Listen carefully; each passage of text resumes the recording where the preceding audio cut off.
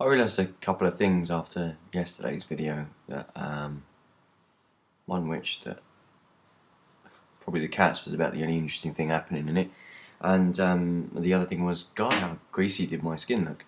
Um, well, another kind of like interesting day at work. Ah, there comes midnight.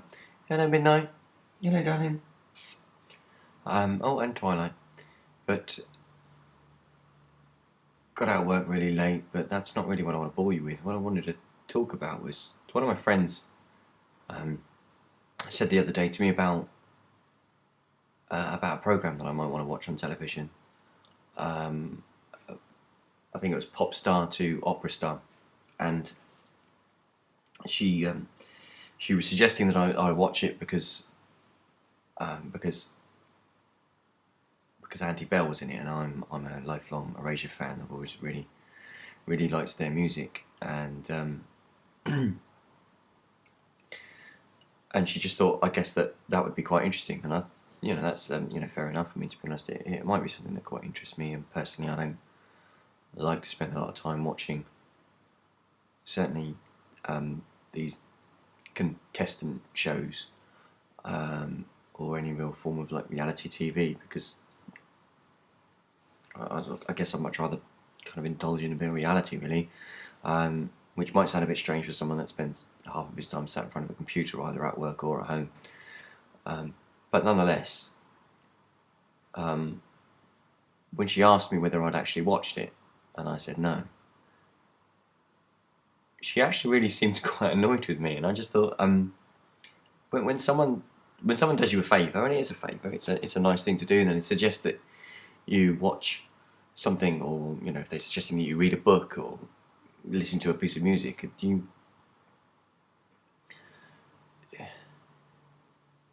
are you really under any obligation to actually do that? Is it a right expectation on their part that is it really an instruction, or is it actually really a favour or a suggestion that they're making? Because like all advice, it's freely given and freely ignored, and I don't get. It just seemed quite curious, and I remembered it when I got home this evening, and I just wondered what anyone else thought, really. And I guess, do other people do things like that? Because when you say to people, if you say to someone, no, well, thanks, but I'm never going to watch that. I don't really watch a lot of television. I spend most of my time either at work, or going to work, or coming from work, or actually at home, looking at stuff on the internet or things, or going to drama in my case, and and things like that. I don't really watch a huge amount of television. There are some things that I watch quite regularly, some things that I really enjoy. But you know what? The world isn't going to end if I miss any of them. I mean, A, I've recorded them, and B, it's just television. And I just find that a bit, I don't know, it's a bit odd. I mean, there are some things that I really want to do that I like. There are some people that I follow on YouTube that, this girl called Cassandra Croft, who's a very good vlogger, who just seems to have makes it probably a really quite uninteresting day into a really interesting day, and quite look forward to actually getting home and seeing what she's uploaded for the day, and it's just, that's kind of more interesting than some of the crap that's on television. I'll make an effort to watch something like Doctor Who, because I'm a massive fan, and I'll want to watch Brothers and Sisters, and oh my god, it is the last ever episode this week. So no, I won't be missing that, and yes, I'll be recording it. What am I going to do if I want to cry and have a bottle of wine anymore? Or because that's what I regularly. Well, actually, I don't have the bottle of wine, but it always makes me want one. That's what that program's about, right? Is drinking and crying, because that's all they seem to do. And it's amazing that only one of them's actually got an alcohol problem. There are all sorts of other problems, but despite the amount of alcohol that they consume, only one of them actually has an alcohol problem. But yeah, I really enjoy that. How I Met Your Mother, Really, really funny. Bleep My Dad Says, really enjoy that. Got into that because I followed the guy on Twitter that the idea's about, and as a geek, I like Star Trek, so something that had William Shatner in it, I was bound to probably want to watch. But I really quite like it. My friend Helen, that I write and direct with, doesn't get it, can't understand it, doesn't really find it that funny. But considering that we're able to write shows together, anything that I've tried to show her that I really appreciate, she doesn't get and doesn't like, and likewise, to be honest, it's pretty much the same. She'll rave about such, one mindless show or another mindless show, and I guess probably my shows and the shows I like are no less mindless. But Celebrity, Get Me Out of Whatever, or and X Factor and all that malarkey. Yawn, big yawn. But I could sit and watch episodes of The West Wing or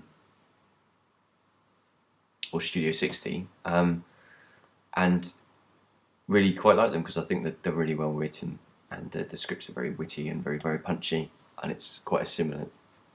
Well, our stuff's quite punchy. Don't know about the witty bit. I guess the audience will have to tell you that one. So I like that, and she doesn't, and I don't know. Are you kind of obliged to watch, listen, or see things, or try things that friends suggest to you, or does the etiquette of politeness say that you don't say, no, I'm not interested, thanks? Because people don't seem to, even no matter how nicely you say that, people seem to be affronted by that. So it's that kind of curious thing about people, is that they'll say, tell me the truth, I want honesty. No, don't BS me. Just tell me the truth. And you tell them the truth, and then they get really offended because you tell them something they don't really want to hear. No spin, people say. We don't want lies from our politicians, but you believe the ones that they tell you. So you keep rewarding them for lying. So what do you expect them to do? What message do you want them to get from that? Because they are, I guess, people get what they deserve, really. People get the government they deserve. People get the entertainment they deserve. All these things happen because people watch them. People are consumers of them. And there's things in the press about, or the public on television and programs like Question Time will say about, the awful media for printing this rubbish or that rubbish. But the truth is that they only print it because when they do, their sales go up. If you didn't buy them, they wouldn't do it. If every time they printed some rubbish about the royal family, or some crap about some politician's private life, or some really uninteresting crap about some footballer who can't keep his genitalia to himself, people buy it. So if you don't want things like that in there, don't buy it. Don't absorb that. Don't be involved with it. But at the same time, if you want to know about things like that, and I don't, but plenty of people do, then don't be surprised that keeps happening. I guess, why are we surprised by what we get when actually we're part of that supply chain, if you like? We're part of the reason why someone provides it. Someone only provides it because there's a need for it. Otherwise, they wouldn't do it. They'd go out of business. It's the same principle as drug dealing or prostitution. Is that all the time there's a buyer, someone's going to sell. And why do people constantly seem to get surprised about that? Why also do people seem to expect things from their politicians they wouldn't expect from their best friends? That they're faithful, that they always tell the truth, that they never make mistakes and say things that they shouldn't do. That's rubbish. We all do that. We all make mistakes. We all say things we shouldn't do.